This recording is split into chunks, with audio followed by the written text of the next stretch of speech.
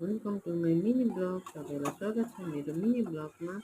आज चाहिँ म तपाईँहरूलाई दाची कसरी बनाउँछ बताउन गइरहेको छु। सिधै सागको डन्ठाको दाची होइन। को कोलाई दाची मनपर्छ कमेन्ट गर्नु, लाइक गरिदिनु, सेयर गरिदिनुहोस् होला। यो चाहिँ साग चाहिँ मैले हिजो खाइसकेको थिएँ र यो डन्ठा हो र आज म डन्ठाको दाची बनाउनु गइरहेको छु।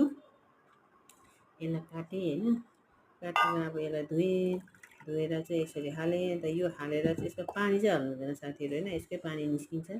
र अनि यो प्याज हो, यसमा टमाटर चाहिँ हाले पनि नहाले पनि तपाईँहरूको खुसी हो। यसमा चाहिँ मेरो परिरहेको थियो भनेर मैले हालेको यो टमाटर।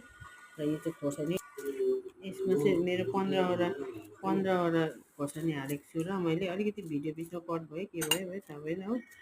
पिरो अब आफूले तपाईँलाई पिरो कसरी मनपर्छ त्यही हिसाबले नै पिरो हाल्नुहोस् यसमा होइन।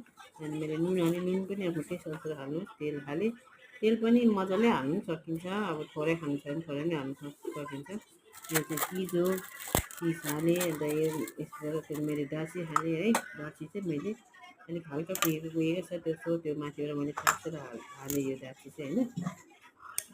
दाचेर यसलाई एकदम सानो आगोमा पकाउनुपर्छ। यसलाई छोपेर सानो उयसमा आगोमा बनाउनुपर्छ हो। त्यो भिडियो बनाउनु साह्रो डिस्टर्ब हुँदैछ के हो। र यसो 5-6 मिनट बाद यसलाई यसो चलाएर चाहिँ यहाँबाट हल्का पानी निस्किँदैछ। यो पानीलाई एकछिन ग्यास ठुलो पारेर यसलाई यतिकै छोडिदिनुहोस्। र पानी सुके दाची रेडी भयो हो। अब म रेडी टु इट होइन। र यहाँनिर चाहिँ मैले भात पस्केपछि दाची हालेँ है। दाची हालेपछि चाहिँ कस्तो दामी बास्ना आउँदैछ नि दाचीको। साथीहरू तपाईँलाई देखाउनु मतलब सुँगाउनु चाहन्थेँ तर तपाईँहरूले सुन्नु पाइँदैन। यो चाहिँ देसी घिउ हो, म आफैले बनाएर है।